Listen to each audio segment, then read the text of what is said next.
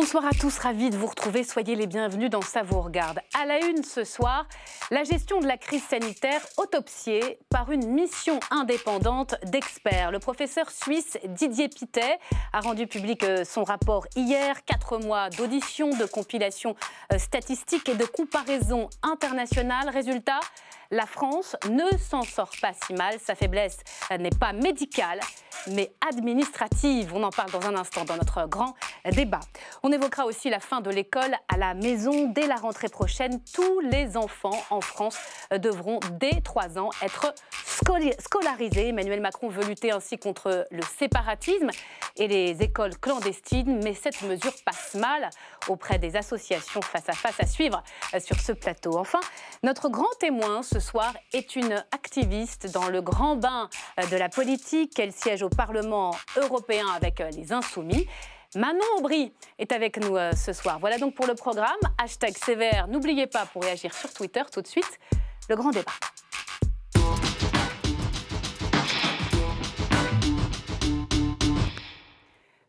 Bonsoir Manon Aubry. Bonsoir. Merci d'être avec nous. Vous êtes députée européenne, membre de la France Insoumise. Vous portez de nombreux combats à Bruxelles.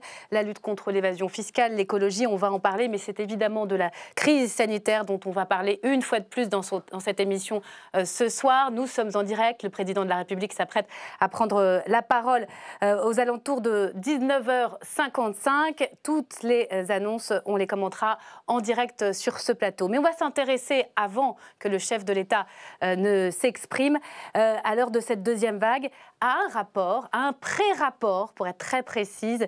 Pierre Parnex, bonsoir. Bonsoir. Pré-rapport que vous avez co-signé avec, je le disais, le médecin épidémiologique Didier Pittet, médecin genevois, médecin suisse. C'est un rapport qui vous a été commandé par le chef de l'État. On verra si Emmanuel Macron le cite ce soir. Et c'est un rapport qui tente de faire le point sur la gestion de la crise sanitaire par la France, gestion comparée. C'est une mine de renseignements, on va s'y attarder ce soir. Bonsoir Julien Borowitz. Bonsoir. Merci d'être avec nous. Vous êtes député de La République En Marche de la Loire, médecin de profession, et vous présidez la commission d'enquête parlementaire à l'Assemblée sur cette gestion de la crise sanitaire. Par Skype, nous sommes également en duplex avec Madame Catherine Hill. Est-ce qu'elle est avec nous, Catherine Hill? Pas encore. Elle va intervenir un peu plus tard. Elle est épidémiologiste et biostatisticienne. Enfin, bonsoir Stéphane. Bonsoir Myriam. Qui m'accompagne comme chaque soir et qui va ouvrir le bal, si j'ose dire, avec son billet d'actu, comme tous les soirs, si j'ai bien compris. C'est tout de suite. Si j'ai bien compris, ce soir, Stéphane. Si j'ai bien compris Myriam, finalement, la France ne s'en tire pas si mal face à la crise du coronavirus. Alors évidemment, quand je dis ça, il y a 2/3 de nos téléspectateurs là, qui sursautent sur leur fauteuil, qui disent « Où est la télécommande? Ce type raconte n'importe quoi, mais je vais changer de chaîne. » Parce que oui, c'est délicat de dire que la France ne s'en tire pas si mal, dans la mesure où 2/3 des Français ne font pas confiance au gouvernement face à la crise. Vous voyez, on va faire apparaître la courbe. Vous allez voir qu'elle n'a jamais été très haute, cette courbe, hein, mais alors là, elle est de plus en plus bas et on en est maintenant aujourd'hui à 35% de confiance. Et pourtant, vous le disiez, la France n'est pas si mauvaise dans sa gestion de la crise. Eh bien oui, Myriam, on n'est pas les meilleurs, certes, mais on n'est pas non plus les pires. En tout cas, quand on rapporte le nombre de morts du Covid à la population totale du pays, nos résultats ne sont pas si mauvais. Donc, je vous fais apparaître des chiffres qui sont justement dans le rapport Pittet. Là, on mesure par pays le nombre de jours où le taux de mortalité était supérieur à 1 mort sur 1 million par jour. Donc c'est le critère. Donc vous voyez qu'on est bien sûr moins bon que les Allemands, ça on en a l'habitude, mais quand même pour le reste, on est nettement meilleur que les Italiens, que les Espagnols, que les Suédois, que les Britanniques, et bien sûr nettement meilleur que les Américains. Et pourtant les Français ne font pas confiance à ce Eh ben voilà, c'est ça le paradoxe. Donc là il y a un autre sondage pour l'illustrer, qui est une étude du Pew Research Center, un centre de recherche américain. Là c'est la confiance au gouvernement dans chaque pays. Donc, et là, on voit que, par exemple, les Italiens et les Suédois, on l'a vu, ont un bilan moins bon que le nôtre, et pourtant, leurs populations font plus confiance au gouvernement que c'est le cas en France. Vous avez une explication? Bien sûr, Myriam. Je suis chroniqueur à la télé, j'ai toujours une explication sur tout. C'est le principe de mon job. C'est pour ça qu'il est payé. Alors, on vous écoute. La facilité, ça serait quoi? Ça serait, pour expliquer cette défiance, d'avoir recours, vous savez, à la psychologie des peuples, au tempérament national. Nous sommes des Gaulois réfractaires, pessimistes, pas faciles à gouverner. Bon, je dis pas que c'est faux. Mais enfin, bof comme explication. Hein. Alors, si c'est pas ça l'explication, c'est quoi? Alors, à mon avis, c'est plutôt lié aux règles de la Ve République. Donc, je m'explique. Les règles de la Ve République, elles permettent en fait de faire élire un président sur une base électorale assez étroite. Si on prend le cas d'Emmanuel Macron, au premier tour, il a obtenu 24% des voix, alors que parmi ses adversaires, Jean-Luc Mélenchon et Marine Le Pen, par exemple, à eux deux, ont atteint 40%. Et donc ça joue beaucoup dans la confiance. Hein. En fait, la confiance qu'on accorde au gouvernement est directement liée aux opinions partisanes. Là, c'était en avril, je crois, il y avait 39% de confiance. On voit bien que pour ceux qui ont voté Macron, c'est 80% de confiance, on le soutient à fond. Mais en revanche, pour ce qui est Mélenchon et Le Pen, ça ne dépasse pas les 30%. Donc tout ça lié aux opinions partisanes. Alors, il y a quelque chose qui l'illustre bien aussi, c'est la confiance dans le professeur Raoult, qui était vraiment le personnage médiatique qui incarnait la défiance vis-à-vis du gouvernement. Donc quand on prend la moyenne nationale, c'est 52% de Français lui font confiance, mais c'est encore une fois très contrasté selon les opinions politiques. C'est-à-dire que chez les supporters de Macron, il y en a 30% qui lui font confiance. En revanche, il y a 60% des gens de la France insoumise qui lui font confiance, et plus de 70% au RN qui lui font confiance. Et comment peut-il la regagner, cette confiance des Français, alors? Je serais tenté de vous dire, je ne sais pas, mais je suis chroniqueur à la télé, je dois donner une réponse. Alors voilà ce que je vous propose, c'est de regarder encore une fois les sondages. Quel est l'homme politique le plus populaire en France en ce moment? Édouard Philippe, qui d'ailleurs a géré la première partie de la crise. D'où ma question, est-ce qu'il ne serait pas temps de rappeler Doudou à Mathilde? Alors ça n'y arrivera pas du tout, c'est une certitude. Merci Stéphane. On va s'arrêter sur un certain nombre de graphiques qu'a montré Stéphane à l'instant. Je le disais, Pierre Parnex, vous avez participé à ce travail. D'abord, comment avez-vous travaillé avec le professeur suisse Didier Pittet? D'abord, donc, le président de la République a installé la mission fin juin. Donc, il nous a garanti l'indépendance et le libre accès aux personnes et aux documents. Et on l'a eu complètement, puisqu'on l'a vu pour la mise en place. Et on lui a présenté le rapport d'étape la semaine dernière seulement. Donc, on travaille, on se réunit à l'hôtel Marigny 2 jours par semaine. On fait les auditions qu'on veut. On a un groupe de travail. En face de l'Élysée, en face de l'Élysée, c'est assez tranquille et c'est parfait pour ce type de réflexion. On travaille aussi en visioconférence la semaine. On analyse beaucoup de documents, donc on fait des entretiens de personnalités évidemment concernées par la gestion de la crise, mais aussi on a une vision internationale et on a plusieurs champs, puisqu'il y a aussi Laurence Boone, qui est chef économiste à l'OCDE, qui est là, Anne-Marie Moulin, qui est médecin et philosophe. Donc on a le champ social et le champ économique et on doit mixer ces approches. Avec un magistrat de la Cour des comptes également, vous avez travaillé. Raoult Brillet, bien sûr, qui est dans le... Alors, ce pré-rapport, il y a beaucoup de choses. Hein. On va essayer de le prendre dans l'ordre. D'abord, vous appuyez sur un indicateur. Est-ce que vous pouvez nous l'expliquer? L'excès de mortalité. Parce que ça a fait l'objet de critiques déjà.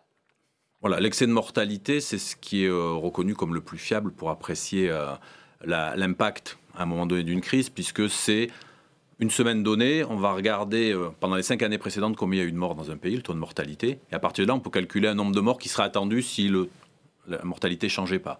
Et donc, si le nombre de morts est inférieur, il n'y a pas d'excès de mortalité. S'il y en a plus, ça veut dire qu'on a plus de mortalité par rapport aux années de référence, et donc il y a eu un phénomène. Et ici, on voit bien que le phénomène dans tous les pays de l'excès de mortalité pendant la période de mars-avril-mai, c'est la crise Covid. Alors on va regarder un petit tableau très rapide. L'excès de mortalité en France est de 3,97 pour 100 000 habitants. En Autriche, ce sont les meilleurs élèves, hein, d'après votre rapport ou pré-rapport, un tout petit peu plus de 1. Et pour les États-Unis, 5,67 pour cet excès de mortalité rapporté à 100 000 habitants. Je fais circuler la parole dans un instant, mais c'est vraiment sur l'expert que vous êtes que je voudrais m'appuyer. C'est pour ça, en partie, qu'on peut dire que la France est dans la moyenne? Alors, on mesure l'impact sanitaire. Donc, ça veut dire voilà, qu'on est dans la moyenne, puisqu'il y a des gens qui étaient beaucoup plus impactés par la crise et d'autres qui l'ont été moins.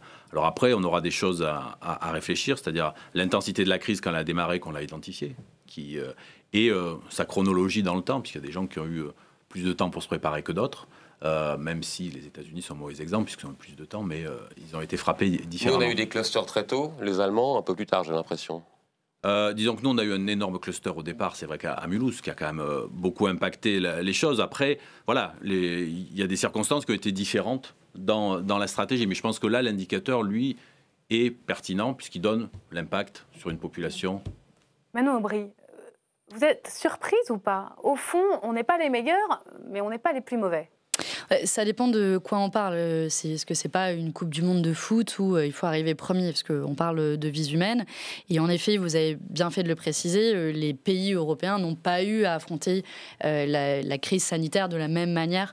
On l'a vu aussi dans la coordination ou l'absence de coordination dans la réponse européenne, que chaque État après aussi a fait des choix politiques différents. Ce que je retiens aussi du rapport quand même qui a été présenté, c'est le manque d'anticipation, de préparation. J'ai noté une citation exacte: des défauts manifestes d'anticipation, de préparation et de gestion. Et c'est vrai que j'ai un peu le sentiment qu'on est en train potentiellement de reproduire les mêmes erreurs qui ont pu être produites pendant le premier volet, la première vague, on l'appelle comme on veut, de la crise sanitaire. Et c'est vrai que ce rapport tombe à point nommé au moment où on attend les annonces d'Emmanuel Macron. Et, il peut servir de guide pour la deuxième. Et j'ai le sentiment qu'on répète un peu la même chose.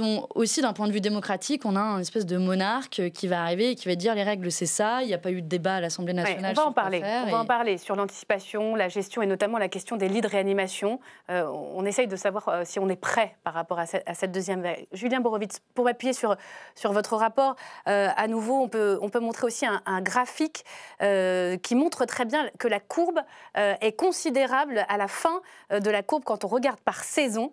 On a eu, mais alors totalement tort au début de penser que cette maladie n'était pas sévère. Pour tous les pays, d'ailleurs, on voit ce pic en 2020, quel qu'il soit, c'est bien plus qu'une grippette. On s'est totalement planté sur le diagnostic au départ. C'est bien plus grave et ça tue plus. D'abord, je crois que c'est toute la problématique de cette pathologie et on apprend au jour le jour à voir à quel point il est difficile d'amorcer une réponse définitive sur une pathologie qu'on ne connaît pas. Mais le rapport le pointe et moi, c'est une question, je crois que je l'ai posée 2 fois en commission d'enquête, j'ai jamais eu vraiment de réponse. C'est vrai que je crois que le rapport le pointe, c'est les difficultés qu'on a eues au début à identifier la pathologie et surtout à en prendre effectivement la mesure. Je pense que c'est hérité de la façon dont on traite la grippe habituellement avec le réseau Sentinelle. Enfin, je ne sais pas si c'est comme ça que vous l'aviez comparé, mais en tout cas, nous, dans les cabinets, c'est ce qui se passait. C'est-à-dire qu'on avait testé au début pour des raisons statistiques, et puis après, par défaut, on disait forcément, c'est un coronavirus parce qu'il y a de la fièvre, comme on le fait pour une grippe. Et je pense que là, l'erreur s'est produite à ce moment-là. A posteriori, je le dis, c'est toujours beaucoup plus facile de le dire a posteriori, puisque moi-même, je ne sais pas dans cette position-là il y a quelques mois. Mais on a confondu C'est pas qu'on a confondu, c'est-à-dire qu'on a pris en charge les choses comme pour une grippe. Or, ce n'est pas une grippe. Voilà. Et là où on a dit, voilà, par défaut, on ne fait pas de test, c'est forcément une grippe. Voilà, prenez un peu de Doliprane, etc. C'est ce qu'on fait habituellement pour une grippe. Et on vous met en arrêt de travail, etc. Là, malheureusement... Alors, retard à l'allumage, on va y venir. Manque d'anticipation, problème de communication aussi que vous pointez dans votre rapport. Bonsoir Catherine Hill, je crois que vous êtes maintenant en duplex avec nous. Vous êtes épidémiologiste et biostatisticienne. Vous avez notamment travaillé à l'INSERM. Que pensez-vous de la méthodologie de ce rapport? On parlait de l'indicateur de l'excès de mortalité. Ça vous convainc comme outil d'analyse? Oui, bien sûr, tout le monde regarde ces données. Le nombre de morts par million d'habitants, c'est l'indicateur ultime et il n'y a aucun problème. Il n'y a pas de problème. Non. Et sur les conclusions, la France s'en sort pas si mal dans la moyenne? Oui, on peut trouver ça rassurant. On pourrait préférer être dans les bons élèves. Moi, je pense que c'est un peu prématuré de tirer des conclusions. On est en plein dans l'épidémie. On ne sait pas comment gérer la situation maintenant. Je ne suis pas sûre que je sois convaincue de l'opportunité de faire un rapport sur la situation. Mais bon, c'est ça qui a été demandé. C'est beaucoup trop tôt. On est en pleine crise. On ne sait pas du tout comment la régler. On voit bien. On ne fait pas du tout ce qu'il faut, à mon avis. On va droit dans le mur. Le nombre de cas augmente tous les jours. Et voilà. Et pourquoi vous dites qu'on va droit dans le mur, précisément? Parce qu'on prend des mesures qui sont largement insuffisantes. Ce qu'il faut, c'est tester massivement la population. Tant qu'on n'a pas décidé de faire ça, le virus va plus vite que les autorités. La montée en puissance des tests, des nombres de tests sur le territoire, ça ne vous convainc pas? On est un des pays qui teste le plus aujourd'hui. Mais non, ça c'est pas vrai. Enfin, c'est le nombre total de tests qu'on a fait, c'est décalé par rapport au nombre de cas. Ouais. D'abord, on ne sait pas combien il y a de cas aujourd'hui en France. On n'a pas fait comme en Angleterre des sondages sur des échantillons représentatifs de la population. Je ne sais pas s'il y a une personne sur 1000 qui est contagieuse ou 5 sur 1000. 1 sur 1000, c'est ce qu'il y avait en Angleterre, pas au Royaume-Uni, en Angleterre, il y a 3 semaines, et enfin début septembre, et fin septembre, c'était 5 sur 1000. Donc, on ne sait pas combien de gens sont positifs. On navigue à vue, on est dans le brouillard. On n'a pas ce taux de contamination. On connaît quand même des choses. Il y a un suivi qui s'est amélioré avec le test. Mais c'est vrai que la stratégie de test, elle reste complexe. Et surtout, c'est d'arriver à relier toutes les étapes au sein de l'indicateur, du début des symptômes à l'isolement de la personne. Et après, nous, ce qu'on a souligné aussi, c'est l'importance d'avoir une investigation des clusters la plus précise possible pour comprendre où est-ce qu'il y a des transmissions, comment elles se transmettent. Mais justement, sur le dépistage, vous êtes assez sévère dans le rapport. Vous ne parlez pas trop de la pénurie de masques. En revanche, sur le dépistage, vous dites que les laboratoires privés publics ont mal fonctionné, que les vétérinaires auraient dû venir en renfort pour faire justement ces tests. Disons qu'on est parti sur le système d'organisation qu'on avait, qui était dans nos plans, comme on l'a évoqué, qui était le plan pandémie grippale. On l'a déroulé dans les hôpitaux petit à petit. Après, les laboratoires privés, on n'avait pas l'habitude. Les PCR, ils ne pouvaient pas faire le même type de PCR au départ. Il a fallu avoir des kits standardisés pour les inclure. On est à combien de tests semaine aujourd'hui ? Oh, mais on est la capacité. Oui, on est à monter jusqu'à 1 million, on est redescendu maintenant autour de 700 000, peut-être quelque chose comme ça. Mais le tout, c'est les tests, c'est quelque chose. C'est après l'usage qu'on fait des tests et des résultats et l'efficacité qui est associée. Donc il y a les délais, il y a le résultat. Tout l'air d'accord, Catherine. Je la vois, moi, elle est Catherine Hill, sur le dépistage, vous vouliez rajouter quelque chose ? Mais on teste peut-être on fait 1 200 000 tests par semaine, mais c'est totalement insuffisant. Et les cas qu'on trouve sont seulement une fraction assez faible de l'ensemble des cas. Donc, on cherche les contacts, on s'étudie des foyers, des clusters, mais ces clusters, c'est que la partie minuscule de l'iceberg. Donc, toute la circulation du virus échappe à notre compréhension. Alors, il est 19h48. Le président de la République va s'exprimer dans à peu près 5 grosses minutes. Qu'est-ce qu'il faudrait faire, Madame Hill ? Il faut tester, il faut changer de stratégie. Il faut décider qu'on va faire un dépistage de masse, qu'on va chercher le virus dans toute la population pour isoler les gens qui sont positifs. Ce n'est pas ce qu'on fait en ce moment. Donc, on demander des renforts pour justement ouvrir un maximum de laboratoires. Et si on se dirigeait vers un confinement, puisque couvre-feu, pardonnez-moi. Le confinement, c'est juste congeler la situation. Vous avez la viande avariée dans votre frigidaire, vous la mettez au congélateur, quand vous la ressortez, elle se remet à pourrir. Le confinement, ça congèle la situation temporairement et à la fin, on se retrouve dans la même situation qu'avant. Exactement ce qu'on a déjà fait. Je crois que par rapport au test, dépister. Je crois que par rapport au test, notre préconisation... Oui, madame. Dépister avec des tests antigéniques, faire des tests groupés, chercher le virus dans les eaux usées. Il faut être inventif pour trouver rapidement les gens qui sont contagieux. Ce n'est pas ce qu'on fait. On trouvait en mai 1 cas sur 10, maintenant on trouve peut-être 1 cas sur 5. Donc on étudie les foyers, mais les foyers, c'est une toute petite partie de la circulation du virus.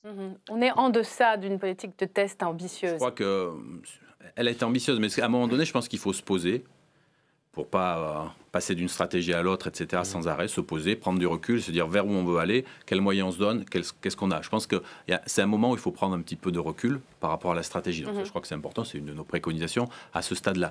Après, notre rapport, la finalité, c'est à la fin de l'année, c'est-à-dire se dire... Décembre. Voilà, quels enseignements on tire et quelles propositions on fait, qui seront soumises à la représentation parlementaire pour savoir ce qu'ils veulent décider, pour faire qu'en sorte, lors de la prochaine crise, les décideurs politiques sont en meilleure situation pour prendre leurs décisions. C'est ça le. On a parlé des tests, on a beaucoup parlé ici même dans cette commission d'enquête des masques. J'aimerais qu'on s'attarde sur les lits de réanimation.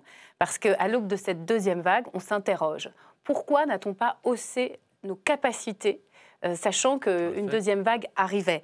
Je vous donne les chiffres de Santé publique France aujourd'hui.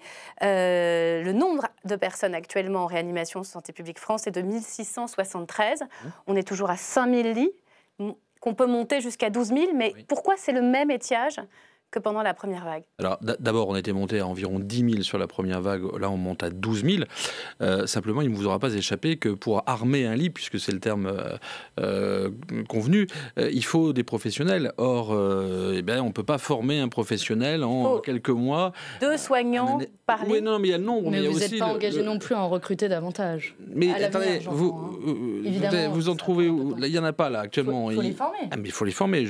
On s'est engagé depuis le début, puisque... Mais il y a rien dans le Ségur de la santé en termes d'augmentation de recrutement des personnels de santé. Ah si, 10 000 postes.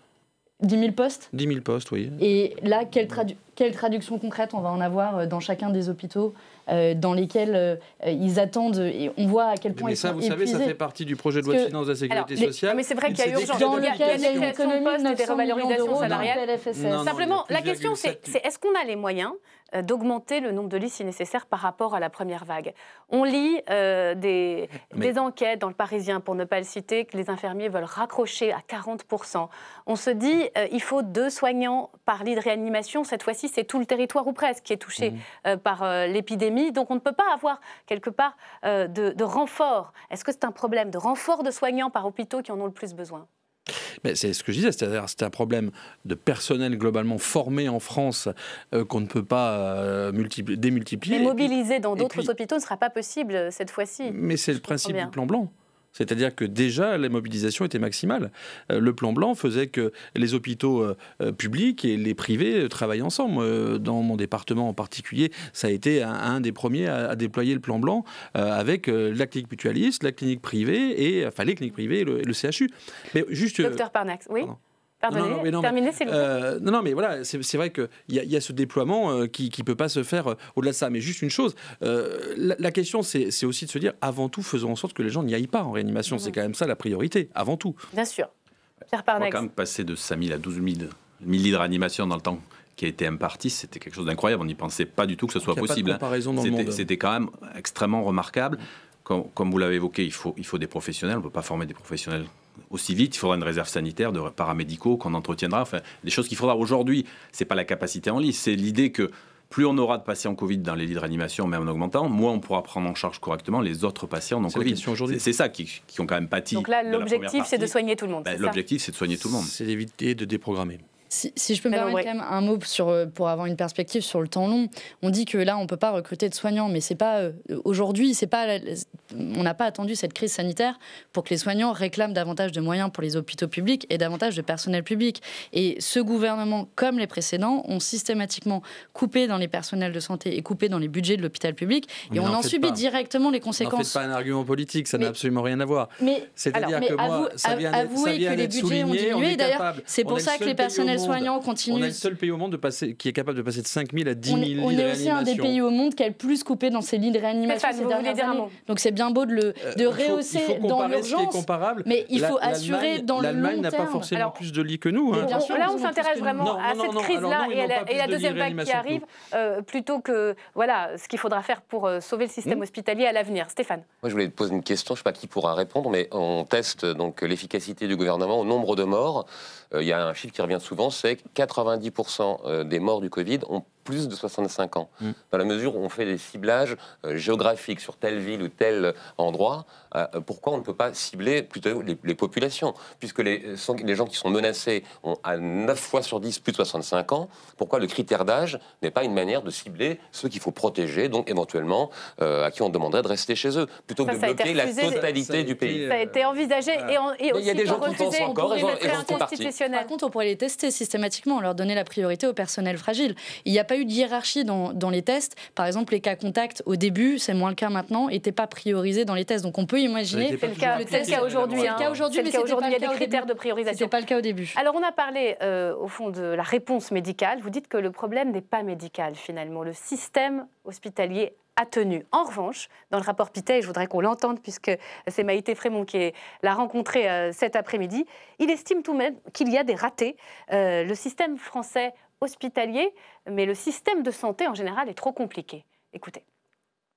La structure de fonctionnement du département de la santé globalement en France ou du ministère de la Santé est un peu compliquée avec plusieurs agences qui font tout un travail souvent extrêmement performant, mais qui ont de la peine un tout petit peu à travailler ensemble. Le labyrinthe administratif est compliqué, il complique beaucoup de questions. Il y a des fois des délais d'attente par rapport à des choses qui paraissent extrêmement simples, qui sont beaucoup trop prolongées. C'est ça le nœud du problème? Au fond, c'est la bureaucratie sanitaire?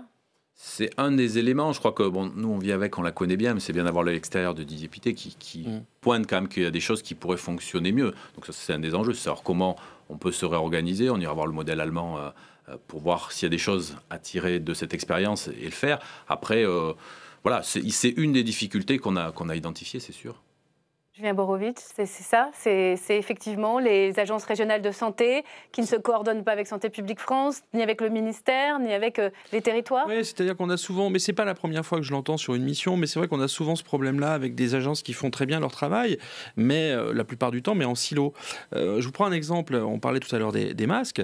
Santé publique France a mis 18 mois pour répondre, pour savoir, pour nous dire que 2/3 des masques étaient bons à foutre à la poubelle. 18 mois pour nous répondre, alors qu'ils sont en charge de la gestion des masques. Et ça doit vous enrager en tant qu'élu. Un peu.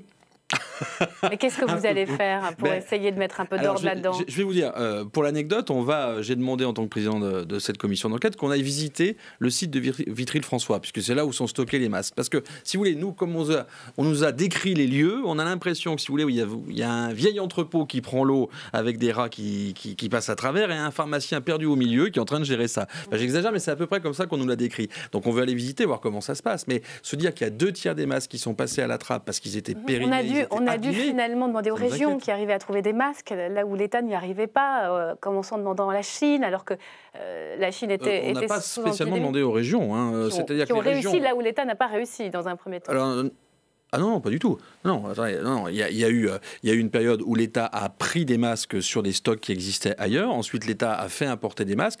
Les régions... Bon, on souhaitait se mettre dans le jeu. On a eu l'impression qu'elles étaient plus réactives à un certain moment. D'une certaine façon, que sur les territoires, il y avait plus de fluidité et d'agilité que. Écoutez, moi, je peux vous dire que dans la région Auvergne-Rhône-Alpes, je n'ai jamais reçu de masque chez moi, personnellement, malgré tout le renfort de pub du président. Laurent Wauquiez n'a pas commande de masque. Malheureusement, non, je n'en ai pas vu. Et pourtant, ils étaient très beaux avec leur petit logo. Mais non, Docteur Parnex. Il ne faut pas oublier non plus le temps long. On a un graphique dans le rapport qui montre le stock de masques qui diminue progressivement depuis 2011. Donc, c'est pas quelque chose qui arrive tout seul à la fin. C'est vrai qu'on a un problème en plus qui sont impropres à l'usage, mais c'est progressivement une culture qui a diminué. Tous les pays ont des problèmes de masques. À un moment donné, de toute façon, il y a une problème de masque, problème administratif. Administratif. Sur les tests aussi, vous expliquez qu'il y a des plateformes informatiques qui n'utilisent que des réactifs de la même provenance, qu'on n'arrive pas à s'approvisionner ailleurs. Là aussi, c'est un fléchage ubuesque. En santé, on a souvent ça. Les industriels vendent leur appareil et le consommable avec. Alors, nous, on avait plus peut-être en biologie d'appareils de ce type par rapport à un pays comme l'Allemagne. Et c'est vrai que dans une période aiguë où le consommable a manqué, forcément, un appareil captif ne permet pas de faire des tests. Donc ça s'est amélioré au fil du temps, puisqu'il y a eu des plateformes achetées qui sont beaucoup plus ouvertes. Vous avez quelques pages aussi sur la mauvaise communication de l'exécutif. Expliquez-nous.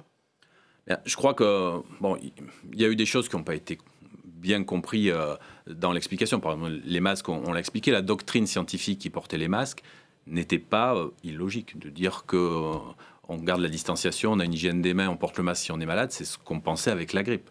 Après, on ne savait pas à cette époque qu'on aurait une pathologie qui se transmettrait beaucoup chez des asymptomatiques. C'est quelque chose qu'on ne connaissait pas jusque-là. Et on a eu du mal à le découvrir.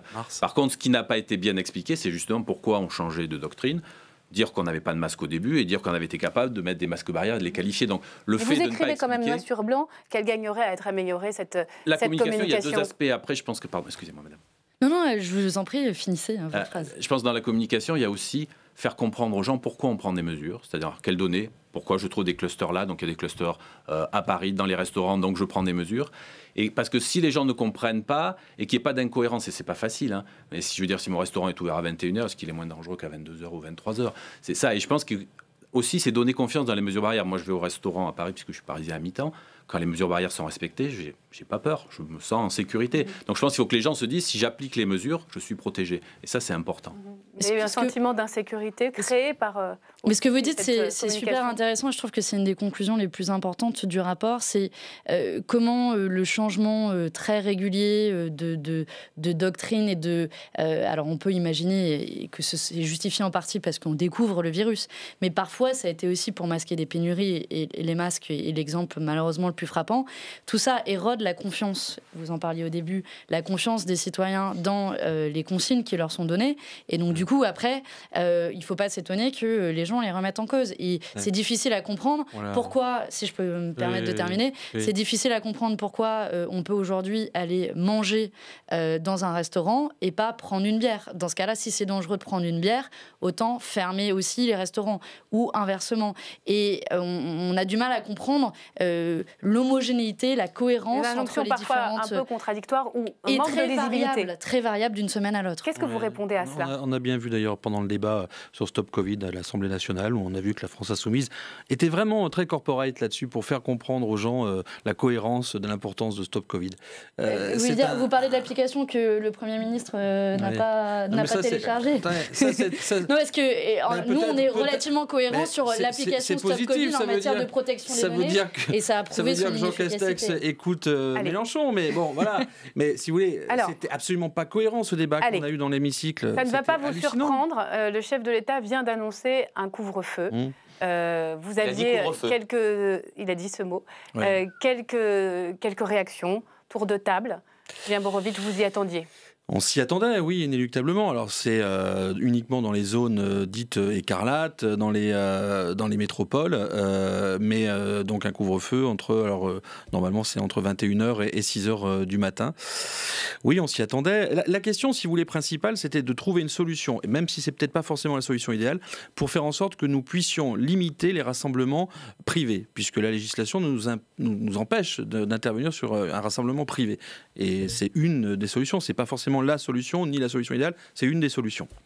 Docteur Parnax, quelle est votre réaction? Je n'ai pas entendu l'allocution et la façon dont c'est expliqué, donc je ne pourrais pas la commenter. Dès que j'ai les informations, il faut quand même qu'on se dise que ces mesures, le confinement était la mesure extrême, c'est-à-dire on a bloqué l'épidémie artificiellement, elle est repartie quand les gens sont ressortis. Donc ça veut dire qu'il faut que les gens comprennent que cette mesure... elle est prise parce que je pense que les pouvoirs publics craignent un débordement du système sanitaire. Donc c'est un choix, mais si on ne change pas dans les pratiques, si on n'a pas une meilleure application des règles barrières, après ça va recommencer. Donc je pense que c'est à mon avis ça qui est important, c'est qu'il faut qu'à un moment donné les gens aient confiance dans la prévention et qu'on leur donne confiance, et c'est pas facile. Mais le couvre-feu, ça a un sens. Est-ce que ça vous semble proportionné? Moi, le couvre-feu, ça a un sens si on me dit que pendant la nuit, il y a un grand nombre d'événements qu'on ne peut pas contrôler et qui sont porteurs de transmission. Là, ça a un sens. Le chef de l'État explique également qu'il serait disproportionné, en revanche, de se reconfiner. Oui, on a quand même une impression de déjà-vu sur la manière dont c'est annoncé. Donc, on a des annonces un peu tonitruantes qui n'ont pas été débattues d'un point de vue démocratique, dont une partie sont peut-être justifiées d'un point de vue sanitaire, mais pour qu'il y ait une acceptation collective, il faut que ce soit cohérent. Aujourd'hui, les premiers clusters qui sont investigués sont d'une part dans l'entreprise privée, d'autre part dans les milieux scolaires. Et donc, que va-t-on faire dans les entreprises privées et dans les milieux scolaires pour s'assurer que la contamination et la diffusion du virus est la plus petite possible? Donc, est-ce qu'on va rendre le télétravail obligatoire? Moi, j'attends Emmanuel Macron là-dessus. Je ne crois pas encore qu'il soit exprimé.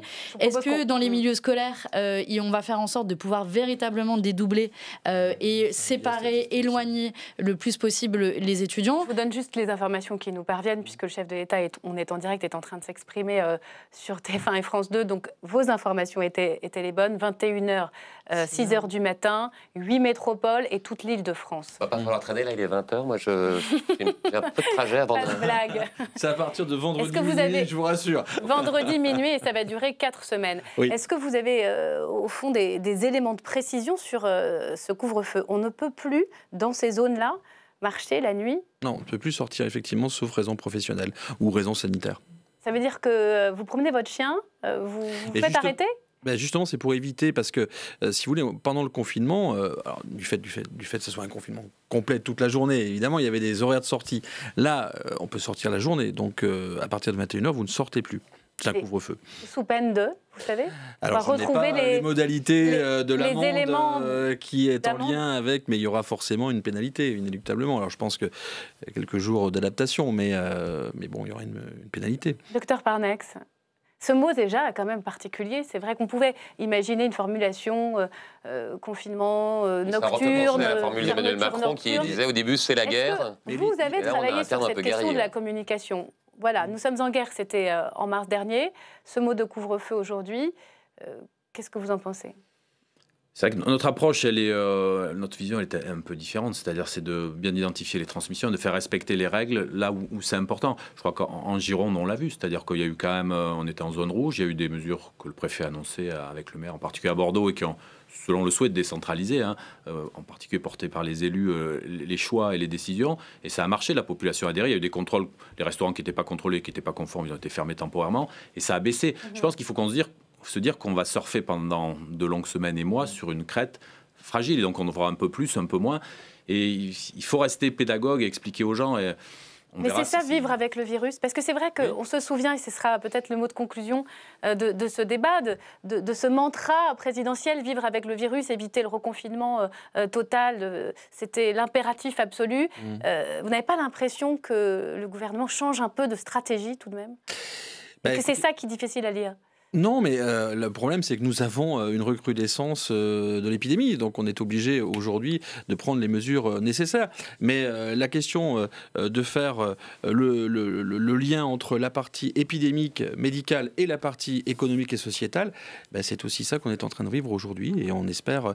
Mais il faut quand même aussi prendre les responsabilités. On parlait tout à l'heure de prendre en charge la pathologie au début, à l'instant T, au bon moment et de bonne manière. C'est ce qu'on est en train de faire aujourd'hui pour éviter une saturation de la réanimation, parce qu'une saturation de la réanimation, ça veut dire beaucoup de gens en réanimation, donc beaucoup de gens qui ont un risque de décéder. Donc c'est notre rôle aussi. Merci beaucoup d'avoir à la fois débattu de ce rapport et commenté en direct ces annonces. Je vous rappelle la principale annonce du chef de l'État. Un couvre-feu va être instauré dès vendredi prochain dans 8 métropoles ainsi que dans toute l'Île-de-France de 21h à 6h du matin. Les théâtres, les cinémas, les restaurants, les bars seront fermés et la population n'aura pas le droit dans ces zones d'alerte maximale de circuler sous peine, nous disait Julien Borovitch à l'instant, peut-être, on verra ça dans les jours qui viennent, d'amende. Merci à vous. Vous restez avec nous, Manon Aubry. On va parler un petit peu de vous, de vos combats européens. Une ancienne activiste, vous l'êtes toujours, dans le grand bain de la politique. C'est tout de suite.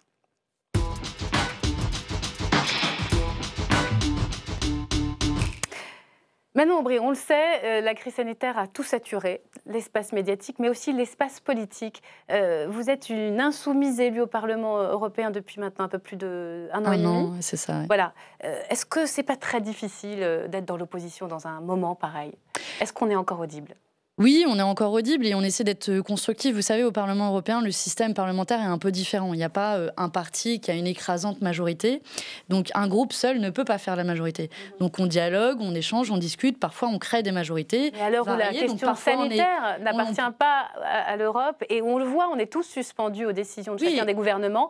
Pas facile. Et en même temps, l'Union européenne s'est illustrée par son manque de coordination ces derniers mois. L'Union européenne, dans la gestion de la crise sanitaire, ce sont des États qui se sont piqués les uns les autres des masques, des respirateurs et qui ont appliqué des règles extrêmement différentes en matière de tests, en matière de contrôle dans l'espace Schengen. Et l'Union européenne, finalement, a montré son pire visage. Et donc, nous, on se bat aussi pour dire que l'Union européenne a une responsabilité pour faciliter la coordination, pour protéger aussi d'un point de vue industriel, produire au sein de l'Union européenne suffisamment de masques et suffisamment d'outils pour faire en sorte que l'Union européenne s'en sorte le mieux possible. Voilà, et vous avez une manière particulière de, au fond, pousser vos combats dans l'arène de Bruxelles. Votre portrait tout de suite avec Clément Méric. Merci à vous. Avant toute chose, il y a un point à mettre au clair. Non, je n'ai aucun lien avec Martine Aubry, ou alors ma mère m'aurait menti pendant beaucoup de temps. Non, Manon Aubry n'est pas la fille de Martine Aubry. Elles vivent même aux antipodes l'une de l'autre, puisque Manon Aubry a grandi à Saint-Raphaël, dans le Var. Beaucoup d'entre vous ne me connaissent pas ou doivent se demander qui je suis. Ça, c'est ce que Manon Aubry a dû faire quand elle a pris la tête de liste de la France Insoumise aux Européennes. Une petite vidéo de présentation. Car Manon Aubry n'est pas une professionnelle de la politique. Elle était pourtant bien partie pour. Leader de manif à 15 ans au lycée. Aujourd'hui, je crains d'avoir un bac du lycée Saint-Exupéry qui ne sera pas la même valeur du bac d'Henri IV. Et on veut pas se laisser faire parce qu'on veut la même loi pour tous, le même bac pour tous. Et voilà, on veut se battre. Un sacré potentiel militant. Mais après Sciences Po, Manon Aubry préfère rejoindre Médecins du Monde, puis Oxfam. Elle y devient spécialiste de l'évasion fiscale. Ils n'ont pas de filiale au Luxembourg ? Les filiales au Luxembourg, c'est son dada, y compris depuis qu'elle siège au Parlement européen. Nous vous souhaitons une excellente retraite. Et pour cela, nous avons pour vous un petit cadeau. pour retourner dans votre paradis fiscal. Vos amis les multinationales que vous avez aidés pendant le LuxLeaks vous souhaitent une joyeuse retraite avec ce cadeau. Merci beaucoup. Avec son passé d'activiste, Manon Aubry sait capter l'attention pour faire passer un message, comme lors de la journée des droits des femmes. Et nous continuerons de reprendre en chœur l'hymne des femmes. Levons-nous, femmes esclaves, et brisons nos entraves. Debout, debout, debout. Debout, femmes esclaves. Militante féministe, elle a su gagner le respect de ses camarades masculins. C'est une battante. C'est une battante. Une battante qui flirte parfois avec la ligne rouge. Mais qu'est-ce que tu fais là? Je suis au coin, David Sassoli, le président du Parlement européen, il m'a puni, il m'a mis un blâme. Un blâme pour avoir invité le mouvement Extinction Rébellion à manifester dans l'enceinte du Parlement européen. Encore une fois, l'activiste derrière la femme politique. L'activiste. Au fond, vous inventez une nouvelle manière de faire de la politique, c'est de l'agitation dans l'hémicycle. Mais est-ce que c'est constructif? Est-ce que vous avez à faire avancer les lois? Oui, parce que derrière, il y a des propositions. Vous savez, quand je me bats contre l'évasion fiscale au Parlement européen, je fais des propositions. Par exemple, le fait que le Luxembourg, l'Irlande, les Pays-Bas, qui sont des paradis fiscaux au cœur de l'Union européenne, soient considérés et soient listés sur la liste officielle de l'Union européenne. De peser davantage de là où vous êtes par rapport au combat que vous meniez au sein des ONG, où on mobilise parfois de façon forte l'opinion. C'était une question que je me suis beaucoup posée. J'avais beaucoup hésité avant d'accepter la proposition de la France Insoumise. Ça a duré même 3 mois. J'avais d'abord dit non. Et ce qui m'a à la fin poussée à accepter et à me jeter dans l'arène politique pour laquelle j'avais pas mal de défiance, c'était de me dire qu'en fait, après des années de militantisme dans le milieu associatif, j'avais aussi accumulé énormément de frustration. Qui était de celui... plus utile là où vous êtes aujourd'hui ? Je pense que c'est extrêmement complémentaire. Parce qu'à la fin, vous savez, quand je menais une campagne contre l'évasion fiscale, j'avais l'impression d'avoir un soutien populaire sur ces questions. À la fin, c'est pas moi qui appuyais sur le bouton. Et quand il y avait des lobbies qui arrivaient à obtenir le dernier mot et à influencer certains députés, moi, j'étais qu'une activiste. Qu'est-ce que vous avez contribué alors à changer aujourd'hui depuis là où vous êtes Je peux vous donner des exemples concrets. Là, on est en train de voter en ce moment un rapport sur le financement de la transition écologique au niveau européen. On a réussi à inclure dedans qui est la taxe sur les transactions financières, donc taxer la spéculation. Non, qui n'est pas encore voté, mais qui est dans le rapport de taxer la spéculation financière. Un autre des combats que je porte, c'est sur la régulation des entreprises multinationales pour mettre fin à leur impunité. Et là aussi, on a obtenu à ce que le Parlement européen et l'Union européenne légifèrent pour faire en sorte que les entreprises rendent des comptes. Et parfois, vous d'ailleurs, vous créez des coalitions avec d'autres groupes politiques. C'est le propre du Parlement européen. Une petite question politique pour terminer. Jean-Luc Mélenchon qui va se lancer, c'est imminent. Hein. Il a dit avant fin octobre à la présidentielle, il aura 71 ans en 2022. C'est vraiment lui le meilleur candidat de la gauche? Vous en avez un autre à me proposer, un meilleur que lui? Pourquoi pas vous? La régénération? Je pense que c'est moi, ce que je dis pour cette campagne, j'étais pas là en 2017, j'ai pas fait la campagne, mais c'est que en 2022, il faudra que ce soit une campagne collective. Montrer que quand on remet en cause la Ve République... Collective, donc. C'est un avertissement à Jean-Luc Mélenchon? Non, c'est pas du tout un avertissement. Il connaît mes positions là-dessus. Au contraire, moi, je pense qu'aujourd'hui, on n'a pas meilleur candidat que Jean-Luc Mélenchon. Et il a su aussi démontrer qu'il pouvait créer un collectif autour de lui, tant à l'Assemblée nationale qu'au Parlement européen. Alors vous allez voir, Manon Aubry, vous n'êtes pas la seule à aimer les coups d'éclat. Ma journée à l'Assemblée, c'est tout de suite la chronique de Thomas Després que l'on accueille.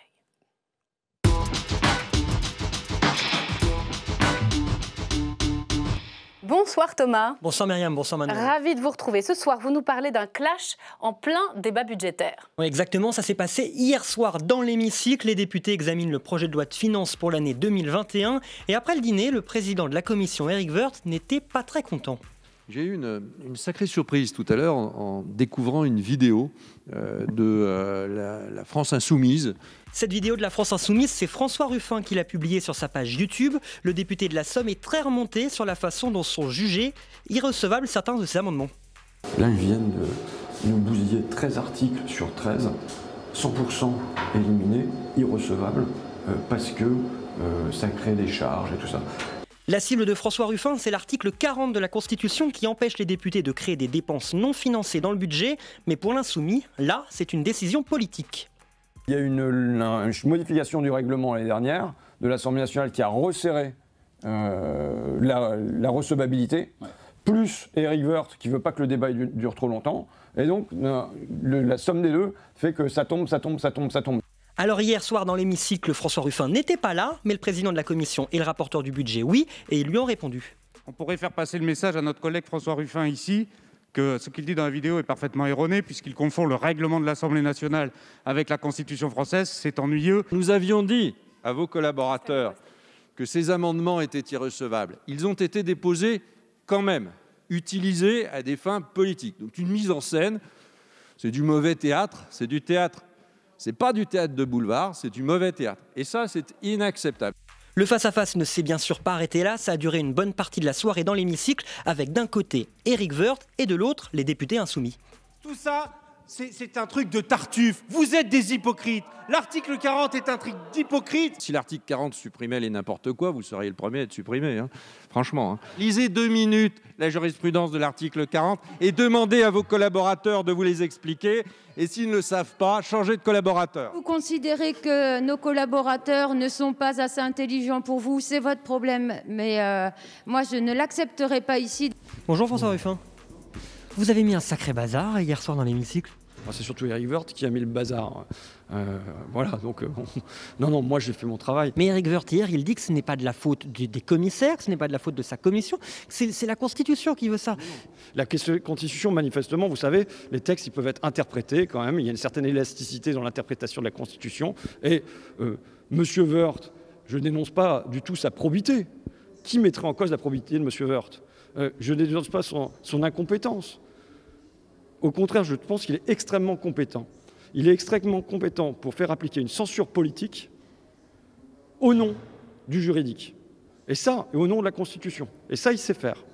Voilà Myriam, et selon nos informations, Éric Woerth a écrit ce matin au président de l'Assemblée, Richard Ferrand, pour lui faire part de son indignation face au comportement de François Ruffin. Merci beaucoup. Merci Thomas. C'est un peu votre double en politique, François Ruffin. Allez, disons qu'on est assez complémentaires et qu'on se rejoint un peu. Et bien ça se voit. On passe...